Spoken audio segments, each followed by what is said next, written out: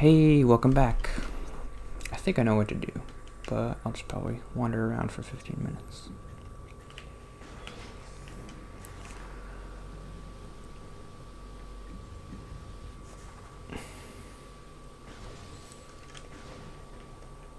I always talk about my acne, but I probably shouldn't bring it up. Because when I look down, I'm sure you can... This side of my face is bad. I don't know. I don't feel as self-conscious about it as I used to. Like, it's bad. Even you can probably see it. Most of the time you can't see it, because I make myself really small and put myself in the corner. Up here, there's bad ones, too. I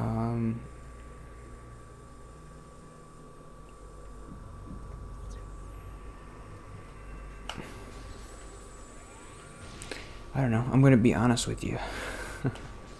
I thought of a pun, and I was going to try to work it into this note, but I'm not going to do that. I do notice, I don't know, that sometimes the acne does make like kind of nice patterns, and it's just kind of pleasant to look at, even if it makes you ugly.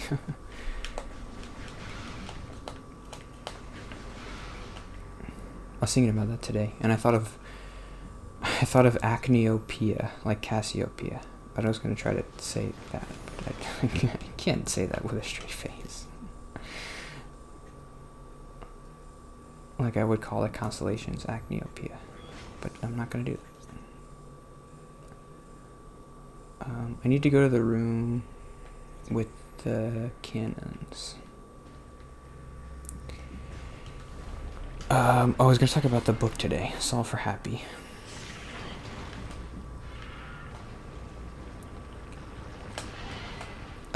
So it's a book I'm reading called Solve for Happy. It's like a self-help book. It makes you happy, I guess. I don't know. I feel like I need to explain it every time I bring it up.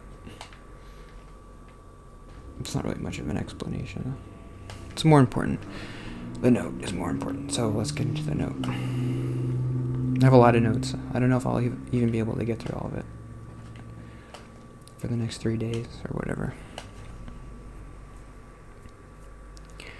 I think I talked about last week the idea that like your thoughts are kind of like another person just presenting ideas to you, and it's your job to ignore them or to say like thanks for the idea, I'll use that information, or I won't.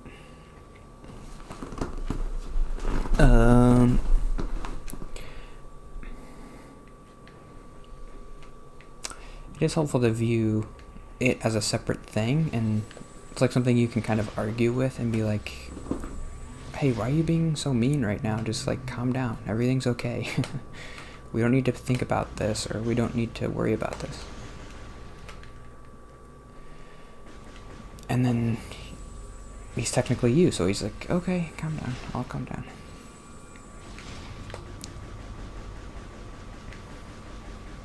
That's helpful, I think. And I think it has helped me a tiny bit, like in the past week or whatever, to think about it like that.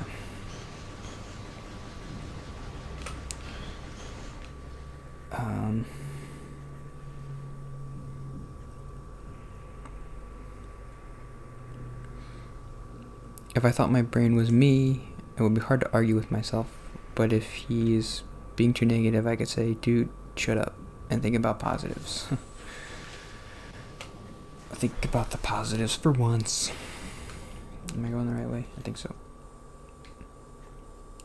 Where's that room with the things? I think it was this. Yeah, it's that room. Okay.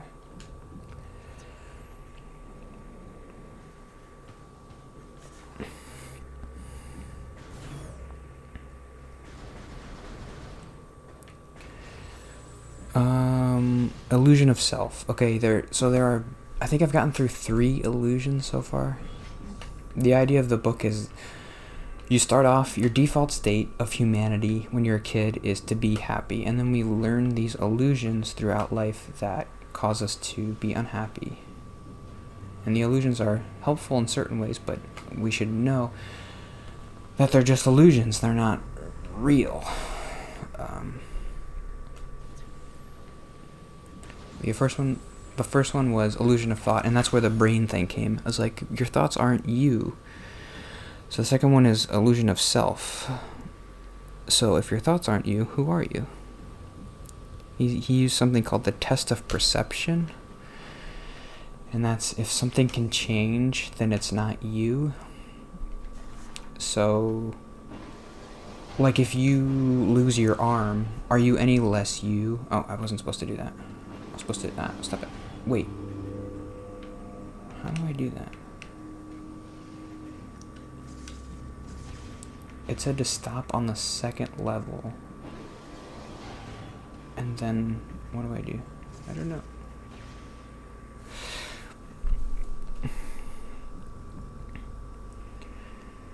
Where you first fought the pirates, use the cannon once and roll through the hole to the other room, then change into regular form and find the hex door up the ledge. You will emerge into a new area. Don't be skimpy with the missiles. This is what you're supposed to do. Return back across the bridge to the room where you first fought the pirates, and enter the kinetic cannon room where you got the missile expansion. Use the cannon once and roll through the hole to the other room, then change. Roll through the hole, but this sends you back, doesn't it? Wait, is this something? To the other room. Roll through the hole to the other room, then change into regular form and find the hex door up the ledge. I don't know what that means.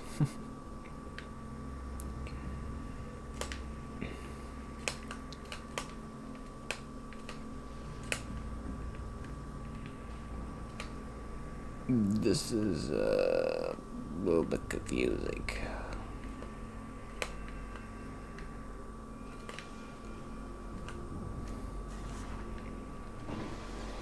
It says use the cannon once and then drop down here.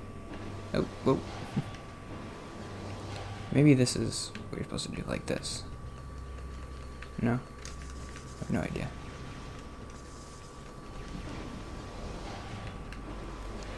This was the room where you got the missile expansion, I know.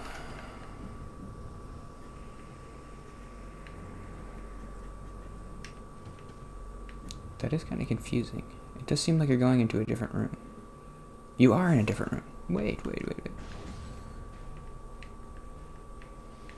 What? Where am I? This is so weird. Okay. Oh, maybe what he means is use the cannons once. Like, use it to get to the other side.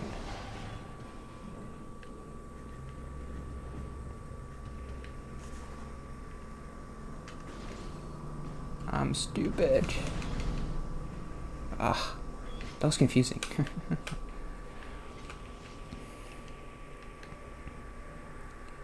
There's bad guys in here.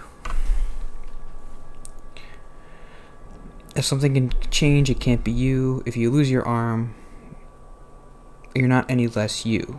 If you stop thinking, that's the thought thing. You're not any less you. You're not your accomplishments, because if you accomplish something, you're not any less you than you were before you accomplished it. You're not your family, like, because if you find out, if you get married, you're not less you before you get married than after. What happened?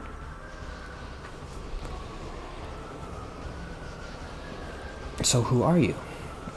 And this is an interesting idea. You're not your thoughts. You're not anything you can perceive. Oh God. What's happening? He said don't be skippy with the missiles. I don't want to have to come back here. Okay.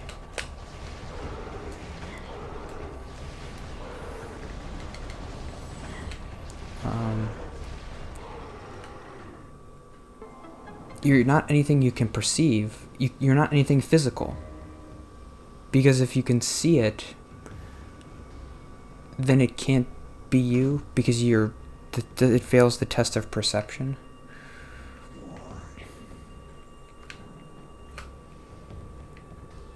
it kind of contradicts what he said before about like, well, if you could see you can't see your eyes. If you ever see your eyes, it's either like a reflection or it's in a picture, but it's not your actual eyes. You can't see them because that's what you use to see.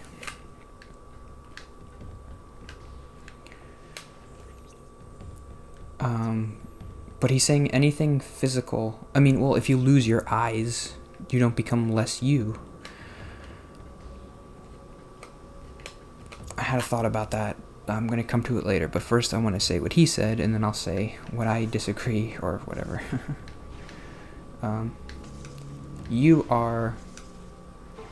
I won't be able to explain it as good as he does, but you are the observer. It's kind of like a cool sci-fi way to think about it.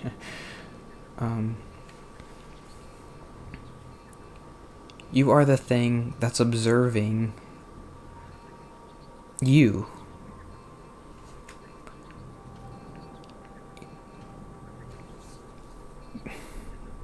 The way he explained it, it made sense. I disagree a little bit with it. But when he oops, I'm not supposed to do that. What?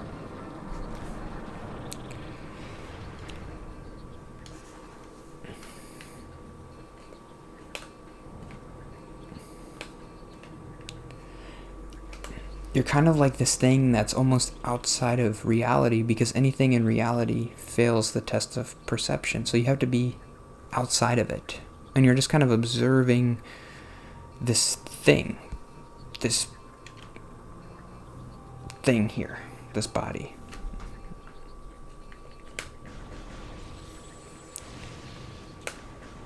You're in control of it, but you're observing it. Is that what he said? Did I write it down better? I wrote down observer somewhere. You are the observer from the outside, the physical world, imperceptible. You can't perceive it, because if you could, then you could change it, and if you could change it, then it would change you, and you can't change you. You're always you.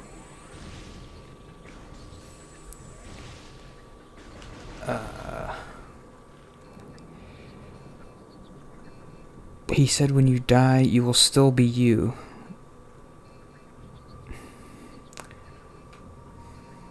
I think that's where I push back a little bit. By his definition, like, okay, if everything physical perishes, then you'll still be you, right? Because you're outside of your physical body. You aren't your physical body. And he's like, well, you'll still exist after you die. That's what he believes. He kind of said like, oh, that's what I believe. And there's no proof to that or anything, but like, that's a belief that... How do I do that?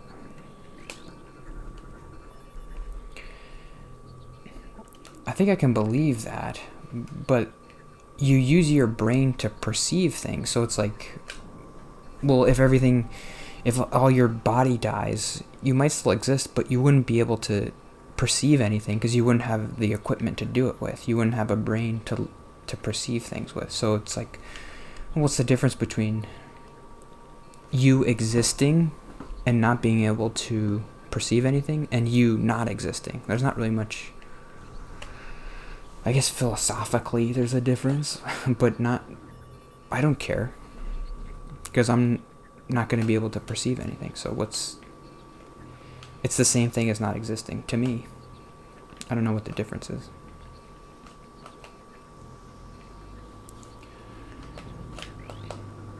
Where are these?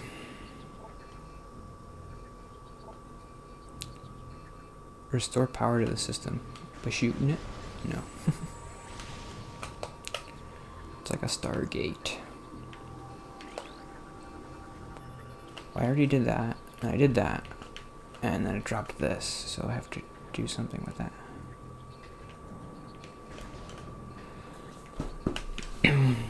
And I think I would push back too on the idea that you aren't your brain. I think you are kind of your brain.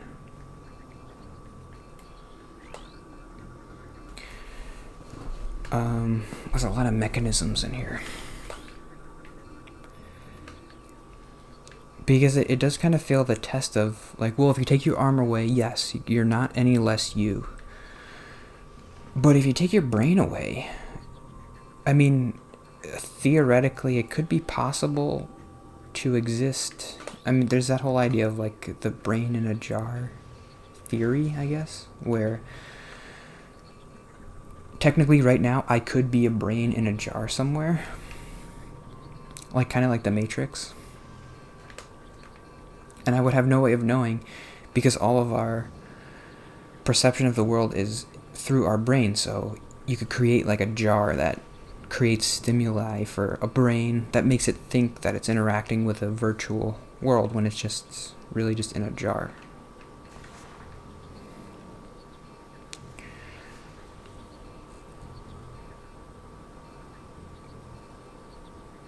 But if you take someone's brain away, they kind of stop existing, right? Oh, this is something.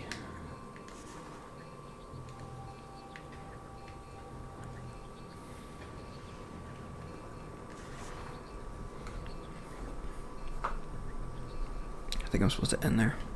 It didn't really talk about much. Ugh.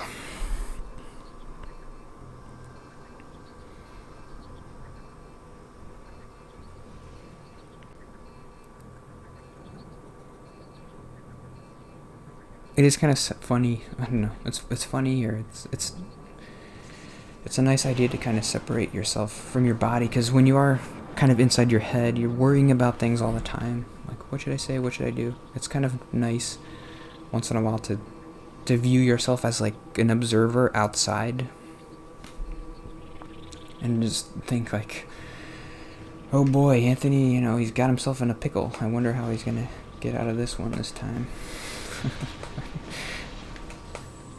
Like you're just outside of it. And I do like the idea of like, well, you're not your body. That has helped me, I think, in the past, a little tiny bit in the past couple of days, is just to think your body's just kind of like a car you get. And like, obviously it's important to take care of your car because you only get one of them. So if it's like messy and dirty, that's bad. You should try to take care of it. If someone else's car is messy and dirty, you kind of judge them a little bit, and that's kind of, in a sense, it's a little bit okay, because it's like you don't want that to happen to your car, so you judge them and say, well, their car's dirty, I don't want that to happen to my car. Did I do it? I think that's okay.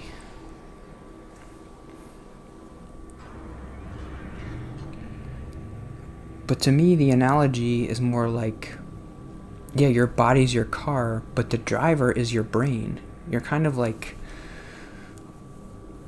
I would imagine, instead of imagining it like I'm outside of my body, it's more like I'm a dude in my brain, kind of like working the controls, like Pacific Rim or something. Like you're the guy up there, kind of just controlling everything. What does this do? What happens if I do this? I think that hurt me.